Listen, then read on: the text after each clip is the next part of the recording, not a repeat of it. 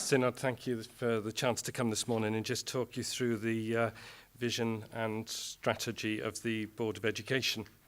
If I can start by just saying you've got a piece of paper out there which has got this and it'll save me having to read through lengthy quotes which I've bombarded you with if you've got that to hand to take away afterwards. Here we go, okay.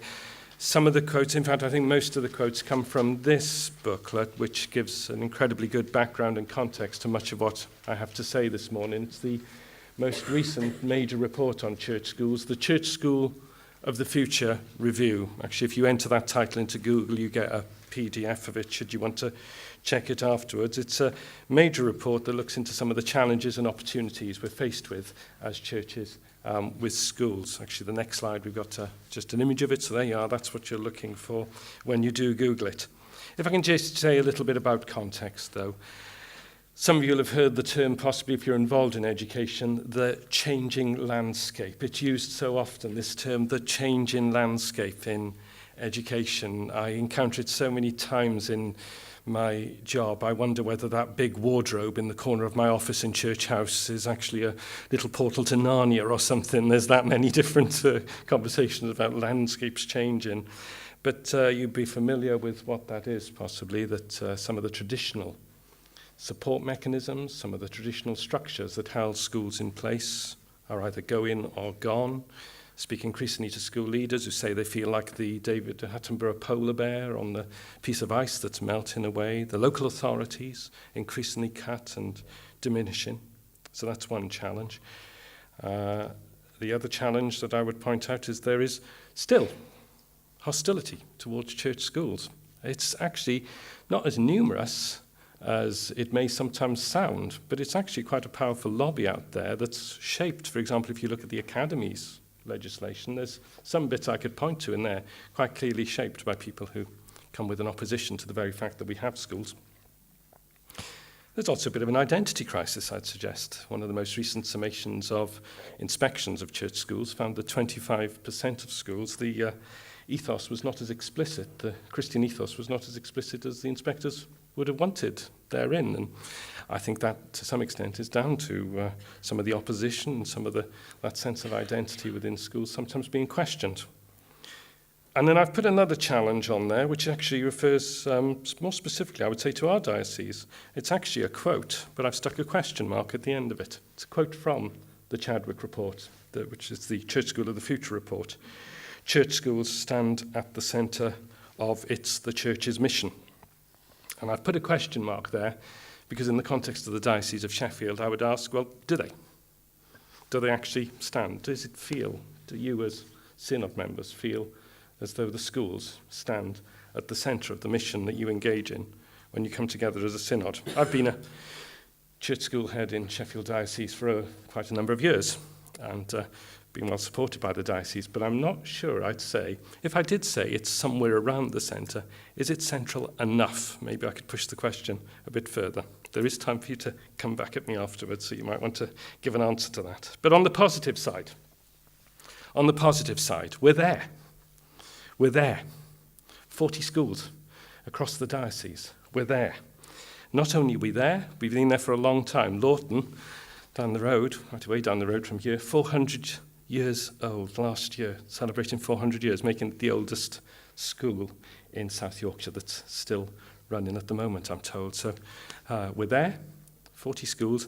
Not only we're there, but if you could have the next slide, we're there and we do God. And I hope that doesn't sound flippant. It's obviously a reference to the classic Alistair Campbell moment of we don't do God in public life. We're there in public life, doing God in education. I've put a much longer quote from Nick Spencer's research on your piece of paper there. When he surveyed attitudes and concerns of people, he came up with this proposal that actually something interesting is happening right now, and it's a great time, therefore, to be involved in faith in public life. That the public square that had sort of pushed religion out has discovered that doesn't work, and that people are wanting to reposition public life right where spirituality is, right where faith is. And it's shown in actually the numbers bear this out. 69% of parents with children of school age seek a spiritual, a faith ethos within their child's education. That's a Guardian survey. They're no great friends of church schools, so we must be doing something right.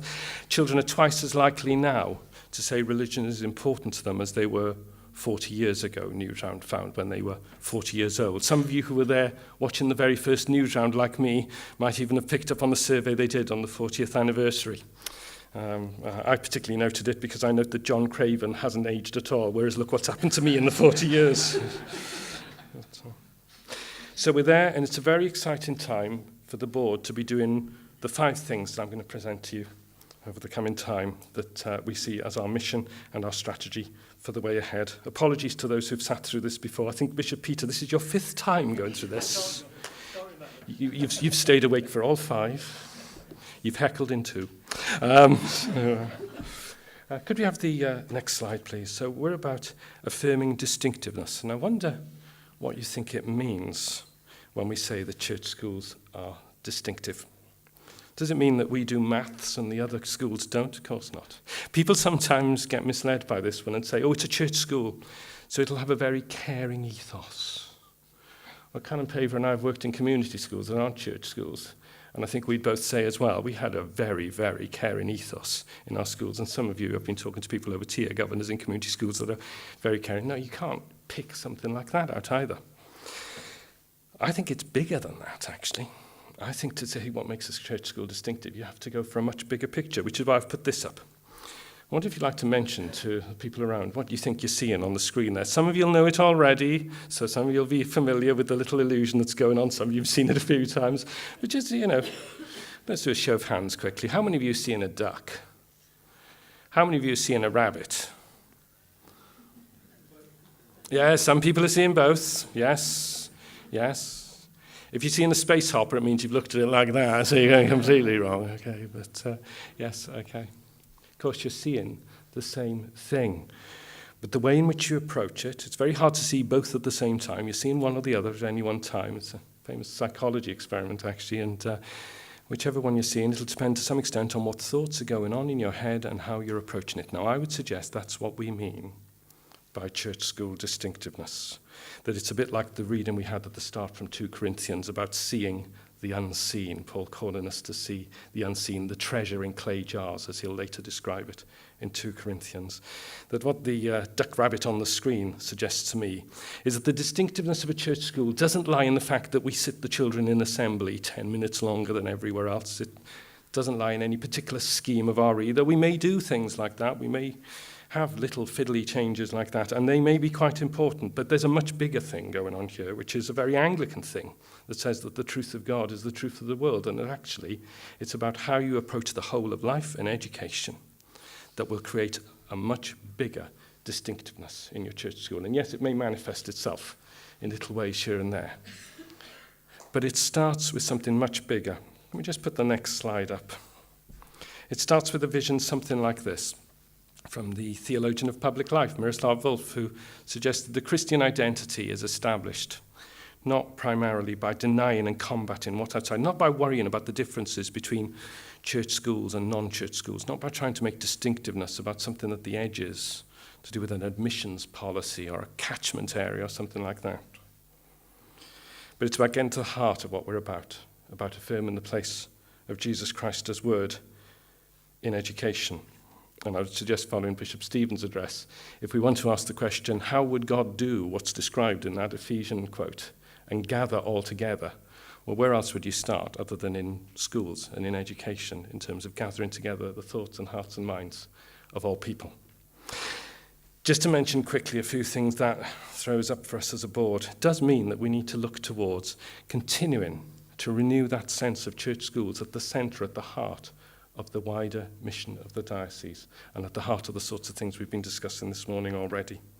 It does mean as well that we need to develop the spirituality within our schools, and that's why much of the input that we do with governors, staff, is about actually reflecting on this notion of Christian distinctiveness and how it can be affirmed in all walks of life within our schools. I'd also suggest as well, following a very interesting autumn when we've done our interest in deanery evenings, it does present a challenge to the deanery model that we're adopting and to the parish model that we're adopting as well. I'm the person schools contact when the church is in vacancy and asks, what happens? What happens next? And if the vacancy goes on for a while, I then get asked questions like, what happens at Easter time? And as we approach a model wherein we are looking at how we use lay ministry and the various ways in which we cover such things, I think there's an extra job to be done, where it's my job to do it, to ensure that we make sure that our church schools don't lose out in this varying pattern of ministry that we're putting in place. So that's a job afoot, I would suggest. Moving on then, the second thing that we're about as a board, we're about nurturing growth. And that's the one, okay? And I just paused to look at this slide, not because I'm caught by the quote, but if you look there, that was a particularly wonderful class of children. I had 1989, I taught that class. You might be able to see a very hairy child at the back of the slide there. That's actually me with hair on the head there, okay? But I bump into some of them, hear the successes in their lives. One of them's doing film studies and going into film production. The other one's working in the health profession. Some fantastic stories in there. And this quote from the Chadwick report reminds us that the drive for excellence, the drive to get children achieving, it's not some fad because Mr. Gove wants us to get children passing their level 4 tests at the end of Key Stage 2. Actually, within that, there is something that is about the church's distinctive mission, about the kingdom of God. Now, some of you might be aware there is quite an obsession with data nationally, and so I've put some in the pack of reports that we sent out for the annual report about our schools. Nationally, the key figure that everybody talks about is the combined level 4, the number of children, the percentage of children in a school who attain level 4, that's standard, in both English and maths, just as they're about to leave primary school. Anybody who's involved in education will, even as I mentioned, the statistics start to have nervous things going on around them, okay, and be thinking back to that statistic in their own context. Yes, you see, I'm seeing the twitches all over. Nationally, the figure's 79%. In our church schools, we managed to get 82% of children attaining level 4 and above. And let me dispel one thing that sometimes gets trotted out in the press. That's not because we cream kids off. And that's not the case locally, and that's not the case nationally. We're not posh, okay? That's doing something to do with creaming children off. We are working in the broad range of communities. And you will sometimes hear people say, oh yes, church schools do well, but that's because they are selective in some way. It's nonsense, and actually there's good solid research to show that that's nonsense. So I'll have none of that, basically. But it does mean the very fact that I'm standing here saying 82% to you does suggest something, I would say, about the new agenda for our diocese in relation to its schools. Time was that was the stuff of other people. Local authorities worried about that number. Now it's the matter of the Board of Education. Now I report to them about the schools that are vulnerable to Ofsted. Now I report to them about what we have to do about schools if they're dipping below the recommended target level by the government. It's become very much our job. And I would say as well, sometimes, particularly actually, I think because we have this whole child view within the church, sometimes people get quite sniffy about the discussion about data. I get quite annoyed when I'm sat in governors' meetings and it's almost like treated as if a discussion about data is in some way not considering the whole child. What you've got to bear in mind is every time I say 82% or 79%, every little chunk of percentage in a school, every time a school sees its data go up and down, that's children. That's children learning to read and write and getting the skills that will take them through their 5A to Cs, through their A-levels, hopefully onto degree levels. It's given them the choices they want in life, basically. There are people in the numbers, which is why the Chadwick report reminds us that it is a sign and an expression of the kingdom. Now, third bit of mission, which is quite a big one for us at the moment, is the notion of shaping koinonia. Bishop Stephen mentioned about us being covenanted to be a church together, which is why we haven't adopted words like partnership and community. We've adopted a word that comes particularly from our distinctive Christian tradition, because I think there is something stronger to be expected about the community of church schools, because we will acknowledge our responsibility to one another within the body of Christ. There's a big change going on, and the big change that you'll be aware of possibly is the whole notion, I'm going to say the word academies and wait for a heckle from the side here, okay? The notion of academies being brought in. They are, quite simply, independent schools within the state system. They're schools that have been let go of in terms of local authority control, and the government will put it across with the word freedom and suggest that they are schools with greater freedom. You might notice in the way in which I'm sort of saying the government will say this, they are schools where some would say that, there is a lot of ideology around it, and there's a big political discussion and ideological discussion we could have, and I would love to have it if we had time this morning. I don't think we do, and I think actually for our diocese we've recognised that something that maybe started with politics, we need to catch with action, that it's a bit like Jesus taking the coin and saying, whose image is on it? Caesar's. Well, look, give to Caesar what's Caesar's. Give to God what is God's. And recognising our responsibility within this new environment, this changing landscape, as I referred to it earlier. And a number of our schools already have caught it, not for ideological reasons. They've caught it because it's what's best for the children in their schools for particular reasons, and I commend them for doing that. I also would say as well, there's as much ideology amongst those who oppose academies as in those who affirm what they have to offer schools, and we've got to be careful about that as well. So what we've done as a diocese is practical. We've actually put out to our schools the request that every governing body should consider the positive advantages of academy conversion. We have couched it in those terms. Go for the positives, list them, look at them, and if they're there, let's grab this opportunity that's been presented to us. We're also looking to be sponsors, and all that means is that if you'll be aware possibly that some schools can be made to become academies if they are failing in certain ways in which the government says they are failing, then they can be enforced, and we are prepared, should that happen, to get in there and ensure that when they are made academies, they're not taken over by some big chain. That basically means that we don't lose the school, but we do keep a more lukewarm relationship, I would suggest, with it if we're not careful. Well, we don't want that to happen. So we want to be the sponsor so that we can actually keep our schools. And we've also set up the Diocese of Sheffield Education Trust, which acts as what's called an umbrella organisation, which basically is a trust under which these different academies can find their place in a bigger, wider organisation. They can, I suppose to quote Rihanna, they can stand under our umbrella. Ella, Ella, A, for those of you who want me to do the whole line there, okay? But it is a very new relationship that we then find ourselves forging with our schools, where the responsibilities I've outlined are important, and where the thing I'm going to beg you for in about 3 minutes becomes even more important. That's coming up in a bit, but you'll see why when we get there. The new responsibility requires me to almost like go on my knees to you this morning in a bit. But let me just say a little bit more about this new relationship first. I'm going to put up a couple of quotes. Could we have the next slide? You'll see on your notes there that I've put on a much longer quote, but basically it comes down to these words here. We are now viewed by the DFE as providers.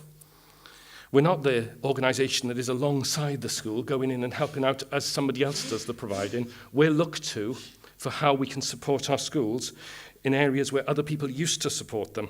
There was one person said in the next slide, we are the provider with heart and soul. So there we are. We've gone from Rihanna to Mai Tai in 2 slides. How's that? But it takes us back, doesn't it, to that Miroslav Volf quote, that actually we'll be the provider that has something particular at the centre. Now, I'm bearing in mind everything that's been said about finance in what I'm about to say. If it sounds like I'm here with a shop in this, please don't take it that way. I know I've got to cut the cloth we've got, same as everybody else. But the fact is, it does present us with some challenges about things that we need to do to be ready to provide for our schools. And there are interesting financial relationships we'll find ourselves getting into as service providers to our schools that actually could become things where, as we sow, we will find ourselves reaping greater benefits for the wider community of our schools. We are reviewing what we've currently got in place for the education department and reviewing what the needs are for the long term. We are working with other service providers to look towards how we can share with them some of the responsibility for our schools. But it's an agenda that is growing, and there's lots to do. And I would also suggest there's a real risk in not doing. That actually one of the things we've got to get used to in education is avoiding this safety mentality. Yes, I'm as averse as anybody is to risk when it comes to looking after our schools. But I would suggest there is as much risk sometimes in not doing things as in doing things, particularly when the landscape is changing to the degree that it is with our schools. I could read this next quote, which you've got on your bit of paper. in the voice of a Welsh hellfire preacher, because that's, go with the accent, wouldn't it? But it sounds like it when somebody writes, a fundamental culture shift is necessary to ensure that flexible and responsive service is available to schools, because if not, they will look elsewhere and a key opportunity for the church as a whole will be lost. But it does sound quite doom-laden, but it's true, actually. I don't want to see our schools being owned by some great big academy chain. And to make sure that doesn't happen, we will require a bit of defter movement as an education department. You can't send David out to face Goliath with great big chunky armour. He needs to be able to move a little bit quicker, I would suggest. Fourthly, I said there were 5 things that we're doing. Fourthly, strengthening leadership. Some of you may be under the illusion that the coalition won the 2010 election. Actually, I held the 2010 election in my primary school, and the people behind me on the screen are actually the party that won it. They were called the number 1 party. Poppy in the middle there, you can see her sort of prominent amongst the others. She actually was Prime Minister at the end of it all. So don't go away with any illusions about this Cameron Clegg nonsense, And can I just say as well, we had our result on the day. The other lot took a whole week to get to theirs, okay? But to strengthen our schools, we have to strengthen the leadership within our schools. And that's why as a diocese we're engaged in some very interesting discussions with the National College for School Leadership about the potential for Teaching School Alliance within our diocese, about the potential for a Diocesan Leaders of Education programme, particularly I was in a joint school. I was in a school that was joint denominational. It was Anglican Catholic. And one of the things I learned from the Catholic diocese was the absolute skill in actually keeping your teachers who were potential leaders working their way through your schools.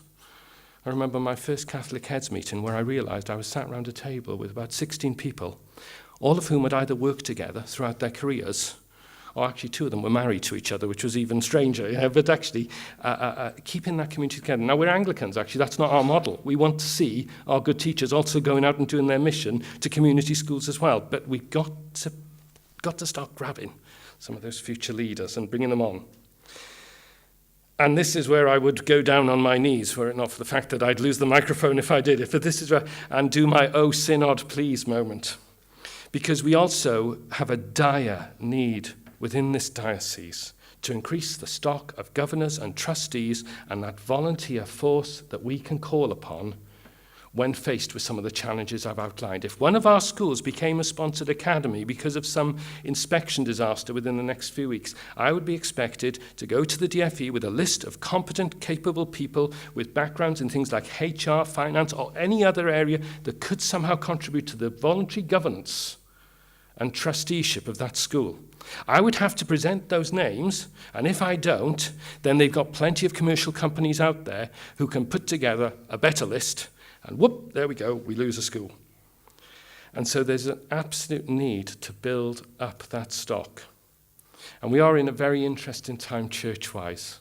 Very interesting new models of church are coming through, which I'm quite passionate about personally, but I do say as a director of education that we need to find ways in which, as we face some of the fresher expressions of church that we're delighted to see, ways in which some of the traditional ways in which somebody would sit in a PCC meeting and hear that they needed a governor at the local church primary school and so would opt to do that. We've got to find ways of making sure that we get people from all the walks of life developing in our churches.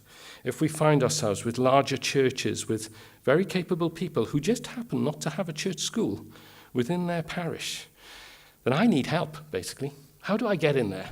How do I get in there and get those people? And I know everybody running the committee, everybody doing anything to do with campaigning for this or campaigning for that, yes, you'd love to grab them as well. But actually, let me go back to the quote at the start. If our schools are at the centre of our mission, then surely getting people to make sure that they're looked after should also be at the centre of our mission. Final slide, you'll be relieved to know. Okay, final slide, which is basically making the point that it's about mission. You knew it was coming, didn't you? Okay.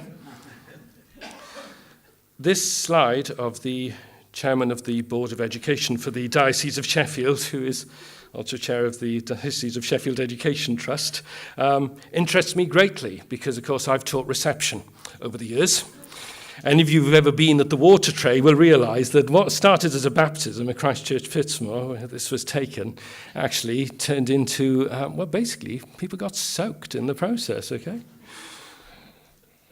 We've talked about the sacraments this morning, and we've talked about the way in which God's love is lavished through them on the wider community. And I see in this image of the lavishing, much lavishing of the waters of baptism on the people around, something that reminds us that as a diocese, we do not have a schools department. We have an education department. It's a department that's not just responsible for 40 schools. It's responsible for schools in the Diocese of Sheffield and education in the Diocese of Sheffield. We have a wider mission, basically. For as long as we do what we do, we are given this total denial that life and the state are secular, and we're saying that there is something deeply spiritual within life and growth and child development. And I would suggest that our church schools provide one of the freshest expressions of church within our communities, a different way of being church, a different way of forming a community. And there are some things we want to do to express this to the wider school community. During the centenary year, we have an ambition to get every parish reflecting really focusing on which schools it has within its parish and actually offering itself in whichever ways it can as a resource to its schools, particularly when you look at some of the fantastic buildings that some of us worship in. And yet we've got children down the road who are getting on a bus to go off to some castle somewhere who've not been in there to see some of the incredible history and beauty within these buildings. There's a resource to be tapped. Also, we're looking towards an affiliation scheme as well, whereby every school will get a chance to, in some way or other, link itself to its parish and to its diocese, and basically to look towards widening that mission. Can I just put up the last slide very quickly, if I may? I used to do an exercise with children in my school as a head teacher where every child would put a pebble in a bowl of water, the water symbolising the Spirit between us and God's Spirit flowing between us. And you see the candles around the edge there symbolising the presence of Father, Son, Holy Spirit. And we'd all put a pebble in the bowl because actually a pebble is a pebble, but you look at a pebble and look at how different it is. And it was our way of symbolising the fact that every child in the school was different. Well, this is the bowl in my office over in Church House, in which there are 40 pebbles, each one symbolising one of our schools. So different, and yet, how could you ever say a pebble is a pebble? Well, how could you ever say a school is a school? This is a very exciting time for those schools. And I hope this morning I've given you some insight into the vision that we have and the ways in which we see ourselves supporting the next steps. I hope I've also, though, presented you with some areas where we're going to have to take some difficult steps and we're going to need support. I'm just going to say that governor and trustee issue again, because that's an area where particular help is needed. But I would suggest to Synod and to the diocese as a whole, we're presented with a challenge to embrace our schools that I think need to be right at the heart of our mission. Thank you.